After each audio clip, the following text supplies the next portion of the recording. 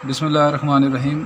Dear students, मैं हूं professor अज़मत Ali और आप देख रहे हैं मेरा channel maths for you. Students, जैसा कि आप जानते हैं कि हमने मल्टी वेरिएबल कैलकुलस में chapter number 9 functions of several variable calculus written by S M. Yusuf से स्टार्ट किया हुआ है और इस चैप्टर में एक्सरसाइज 9.8 तक हमने कर लिया था और नेक्स्ट आपकी एक्सरसाइज है 9.9 जो कि सरफेस ऑफ रेवोल्यूशन के मतलब है। हमने सॉलिड ऑफ रेवोल्यूशन के मतलब पढ़ा था।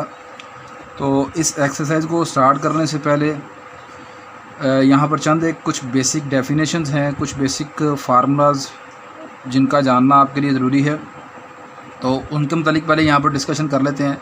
तो आज के लेक्चर में मैं यहाँ पर अपने 6 टॉपिक जो है उनको डिस्कस करूँगा। तो मेरा पहला टॉपिक होगा जी सरफेस ऑफ रेवोल्यूशन। फिर दूसरा ये कि व्हाट इज़ फ्रस्टम, फ्रस्टम क्या होता है। तीसरा फ्रस्टम ऑफ कॉन क्या चीज़ है। चौथा frustum of cone as a surface of revolution, ये क्या चीज़ है। लेटरल और curve surface area of the cone, किसी कॉन का लेटरल या जो कर्व सरफेस एरिया है वो क्या है। और last and 6 topic is area of the frustum of the cone, frustum of the cone का एरिया मालूम करने का फार्मूला क्या होगा। तो इनको यहाँ पर वन बाय वन हम यहाँ पर डिस्कस कर लेते हैं। तो मेरा टॉपिक नंबर 1 जो है सरफेस ऑफ रेवोल्यूशन, इसको देखते हैं कि सरफेस ऑफ रेवोल्यूशन क्या चीज़ है।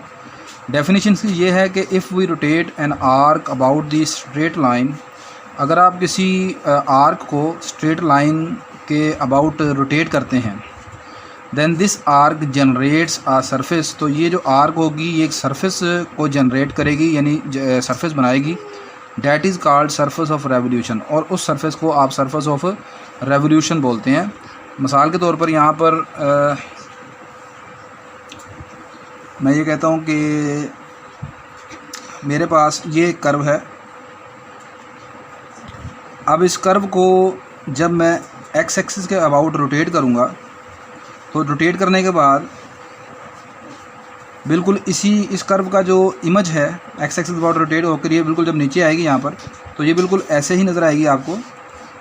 अब इसको आप रोटेट करते जाएं, तो रोटेट करने के बाद ये जो आपके पास सरफेस बनेगी इस तरह की, ये कर्व टाइप ये इस तरह बन जाएगी आपके पास।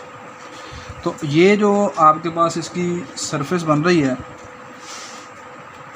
ये सारी चीज़ आपकी है। इस सरफेस को आप सरफेस ऑफ रेवोल्यूशन बोलते हैं। यानी कि जब भी आपने एक कर्व को एक्स एक्सिस के अबाउट या वाई एक्सिस के अबाउट या किसी और स्ट्रेट लाइन के अबाउट रोटेट किया, तो रोटेट करने के बाद जो सरफेस जो एरिया आपको नज़र आता है, ठीक है, उस आप सरफेस ऑफ रेवोल्यूशन बोलते हैं।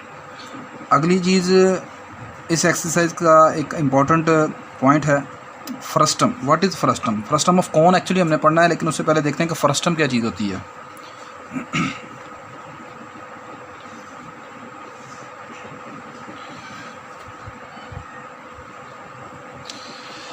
फ्रस्टम कहते हैं जी, कहते हैं in geometry frustum is a portion of solid which is obtained by cutting the solid by a plane और 2 पैरेलल प्लेन।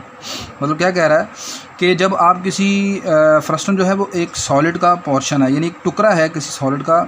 मतलब जब आप किसी सॉलिड को किसी प्लेन के ज़रिए कट करते हैं या 2 प्लेन्स के ज़रिए उसे आप कट कर दें, तो कट करने के बाद जो आपको पोर्शन मिलेगा उस पोर्शन को आप फ्रस्टम बोलते हैं। मिसाल के तौर पर मैंने यहाँ पर ये एक पिरामिड बनाया हुआ है जिसकी बेस जो है वो स्क्वायर है। पिरामिड आप जानते हैं ऐसे सॉलिड को कहते हैं जिसका एक वर्टेक्स है, यहाँ पर ये इसका वर्टेक्स है, और नीचे मैंने यहाँ पर ये बेस में स्क्वायर बना दिया। अब इस वर्टेक्स को जब मैं इन चारों कॉर्नर्स से मिलाऊंगा, तो ये जो चीज़ मुझे नज़र आएगी ये एक पिरामिड कहलाएगा। ये पिरामिड है जिसका जो बेस है, जिसकी जो बेस है वो आपके पास स्क्वायर है। अब मैंने क्या किया, इस पिरामिड को इस प्लेन के साथ कट किया। तो कट करने के बाद ये जो आपको रेड कलर की इंटरसेक्शन नज़र आ रही है, ठीक है, ये आपके पास यहाँ पर कट करने के बाद इसको मैंने ऊपर वाले हिस्से को अलहदा कर दिया। तो यहाँ पर ये जो हिस्सा नज़र आ रहा है आपको कट होने के बाद, ये जो चीज़ नज़र आ रही है, ठीक है, कट करने के बाद ऊपर वाला पोर्शन आप अलहदा कर दें, बाकी हिस्सा ये जो बचेगा इसे आप फ्रस्टम ऑफ पिरामिड बोलते हैं।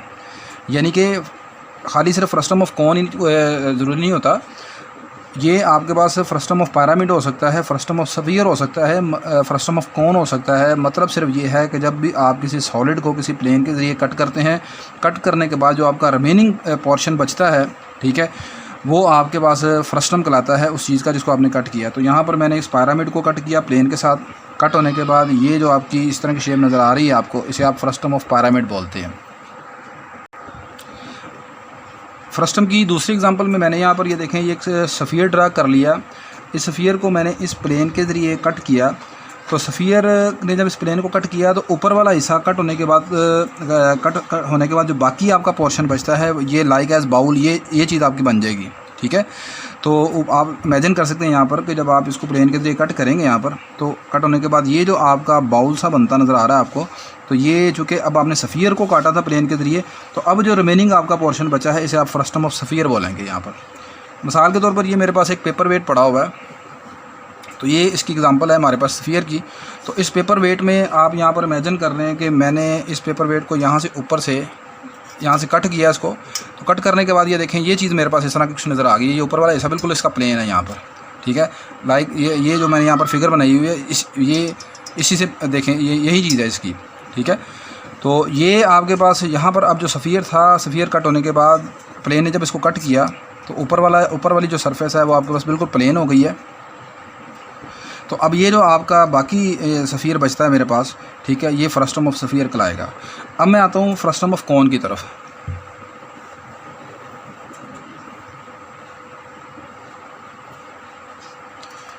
फ्रस्टम ऑफ कोन सिंपल सी बात है कि जब आप किसी कोन को प्लेन के ज़रिए कट करेंगे तो कट होने के बाद जो रिमेनिंग पोर्शन आपका बचेगा उस कोन का, उसे आप फ्रस्टम ऑफ कोन बोलते हैं। तो frustum of cone is a part of the cone without vertex obtained by cutting the plane parallel to the base of the cone. यानी कि ये मेरे पास एक कोन है, इस कोन को जब आपने इस प्लेन के ज़रिए कट कर दिया, तो कट करने के बाद, और ये जो प्लेन कट कर रहा है ये बिल्कुल इस कोन की जो बेस है उसके बिल्कुल पैरेलल है। तो कट करने के बाद ऊपर वाला हिसाब छोड़ दें, यहाँ पर वर्टेक्स वाले को, यहाँ पर मैंने लिखा है part of the cone without vertex. तो ऊपर वाला इस पोर्शन को आप छोड़ दें, इस पोर्शन को आप छोड़ दें। तो छोड़ने के बाद जो बाकी चीज़ आपके पास बचती है लाइक एज दिस, ठीक है, ये ग्लास की तरह, या आप समझें कि ये बाल्टी जो बन जाती है आपकी, ठीक है, वो बाल्टी शेप जो है आपकी, ये फ्रस्टम ऑफ द कोन कहलाती है, ठीक है। और फ्रस्टम ऑफ द कोन में चूँकि इसकी शेप जो है बाल्टी की तरह या ग्लास की तरह, तो आप देख लें इसमें 2 रेडियस होंगे, एक आपका ये बड़ा रेडियस है, एक ये स्मॉलर रेडियस होगा, ठीक है। तो ये आपका सिंपल फ्रस्टम ऑफ द कोन है। नेक्स्ट देखें इसका चौथे टॉपिक में क्या है। अच्छा, टॉपिक नंबर 4 ये है frustum of the cone as a surface of revolution. पहले जो आपने फ्रस्टम ऑफ द कोन की डेफिनेशन पढ़ी है वो आपके पास ही एज अ ज्योमेट्री में, मतलब फ्रस्टम ऑफ कोन कैसे बनता है, ठीक है।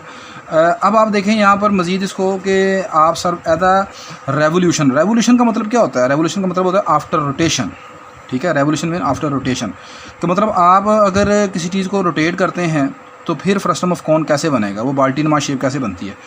तो यहाँ पर देखें मैंने लिखा हुआ है कि if we rotate the area enclose in figure 1, ये हमारी फिगर 1 है जिसमें मैंने ये क्या किया, ये 2 लाइंस हैं पैरेलल लाइंस AB और CD। इन दोनों लाइंस को ये मैंने यहाँ से मिला दिया, ये लाइन। तो ये जो मेरे पास एरिया, सरफेस एरिया आपको नज़र आ रहा है, ठीक है। इस सरफेस एरिया को जब मैं x एक्सिस के अबाउट रोटेट करूँगा, the resulting surface shown in figure 2, तो इसको जब आप रोटेट करेंगे x एक्सिस के अबाउट, तो ये इस तरह की फिगर बनती हुई नज़र आएगी आपको, ठीक है।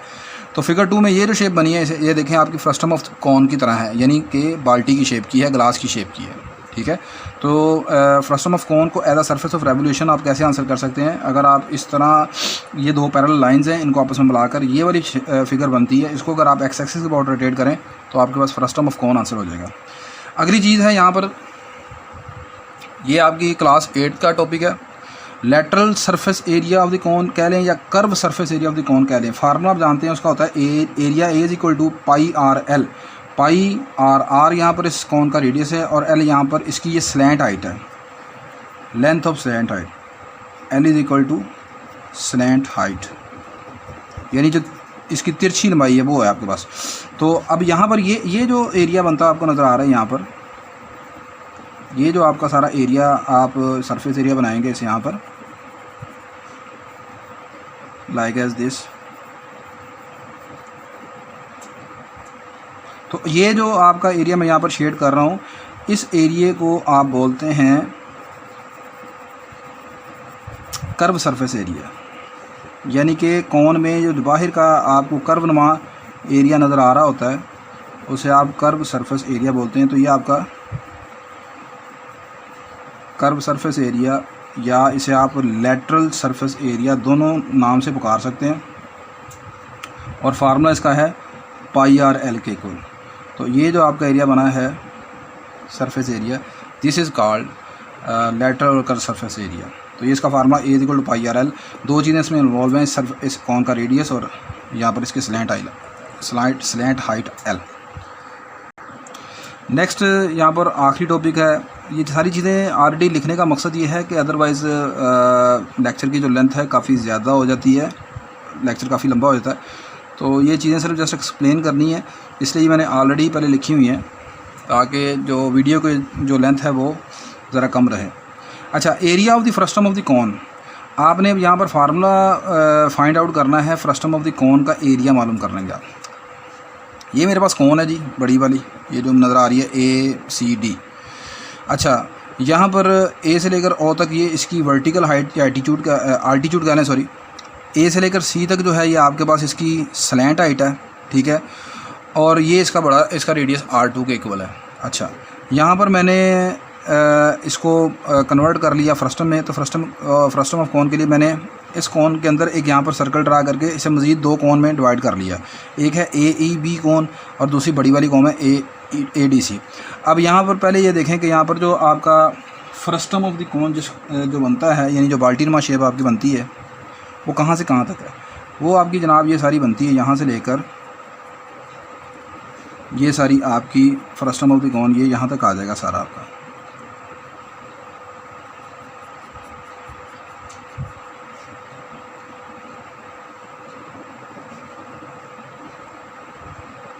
ये आपका सारा जनाब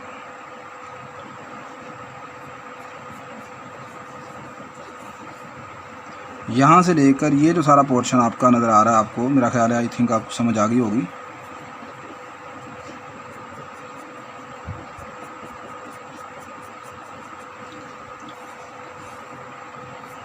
ड्राइंग मेरी को ख़ास ज़्यादा अच्छी नहीं है, लेकिन जस्ट आपको ये था कि समझाना था।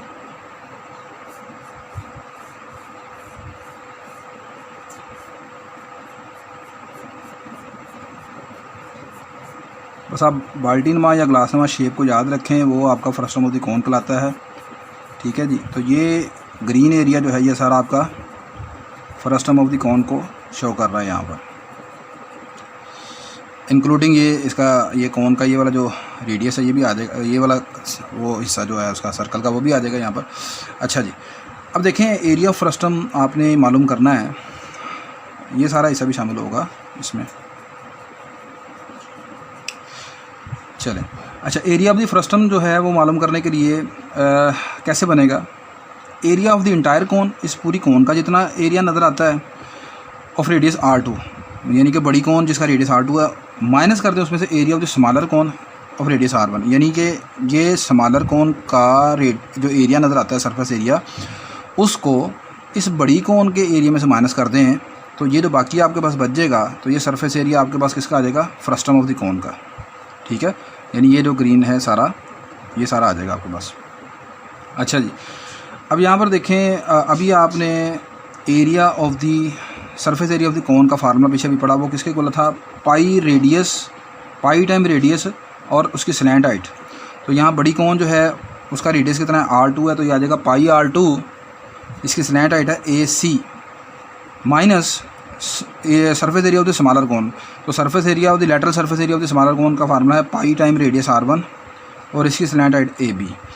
AC जो है वो यहाँ पर L1 प्लस L2 के बराबर है, तो ये पुट कर दिया। AB जो है वो आपके पास L1 के बराबर है, तो यहाँ पर AB की जगह मैं पुट कर दूँगा ये L1 आ गया।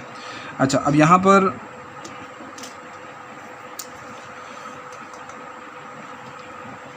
इसको अंदर मल्टीप्लाई करवाते हैं, ये आ जाएगा pi R2 L1 plus pi R2 L2 minus pi R1 L1। तो इन दोनों में से आप कॉमन निकालें, पाई L1 कॉमन आ गया, बाकी क्या रहेगा जी यहाँ पर R2 minus R1 plus pi R2 L2 ये आ गया। इसे मैंने क्वेश्चन नंबर 1 कह दिया। Now from the similar triangle, ये बड़ी ट्रायंगल देखें, AOC और ये छोटी ट्राइंगल देखें AFB। ये दोनों ट्राइंगल AFB और AOC ये हैं आपके पास सिमिलर ट्राइंगल्स, ठीक है जी। अब सिमिलर ट्राइंगल्स की जो प्रॉपर्टीज़ होती हैं वो ये होती है कि इनमें आमने सामने वाली जो साइड्स होती है वो उनकी लेंथ प्रोपोर्शनल होती है। मतलब क्या है देखें, ये छोटी ट्राइंगल में AFB में ज़रा गौर करें, उसका रेडियस कितना नज़र आ रहा है आपको, R1 इक्वल आ जाएगा, यहाँ पर ये चीज़ आ जाएगी इस तरह, इसका रेडियस कितना है R1 डिवाइडेड बाय इसके ऑपोजिट जो यहाँ पर बड़ी ट्राइंगल है उसका रेडियस कितना है R2 इक्वल आ जाएगा, इधर छोटी ट्राइंगल में इसकी स्लैंट हाइट कितनी है, स्लैंट हाइट इसकी नज़र आ रही है जी आपको ये L1 के बराबर, डिवाइडेड बाय ये बड़ी ट्राइंगल में स्लैंट हाइट कितनी है वो है L1 + L2। तो यही लिखा हुआ है R1 over L1 equal to R2 over L1 + L2। अच्छा, ये L1 + L2 नीचे डिवाइड हो रहा है, सिर्फ लाकर मल्टीप्लाई करवा दिया तो R1 = L1 + L2 और इसको इधर ला दिया, क्रॉस मल्टीप्लाई कर दिया, ये चीज़ आ गई। अच्छा जी, अब यहाँ पर R2 को अंदर मल्टीप्लाई करवा दें तो यहाँ पर इसको मल्टीप्लाई करवा दें अंदर तो ये आ जाएगा R1 L1 + R1 L2 = R2 L1। अब यहाँ से R1 L2 को इधर रहने दें, इसको उठाकर दूसरी तरफ ले जाएं तो ये आ जाएगा R2 L1 - R1 L1, इसको आप दूसरी तरफ ले जाएं। अब इन दोनों में से L1 कॉमन निकालें, आ जाएगा R2 - R1 × L1। इसे 1 में पुट कर दें, 1 में देखें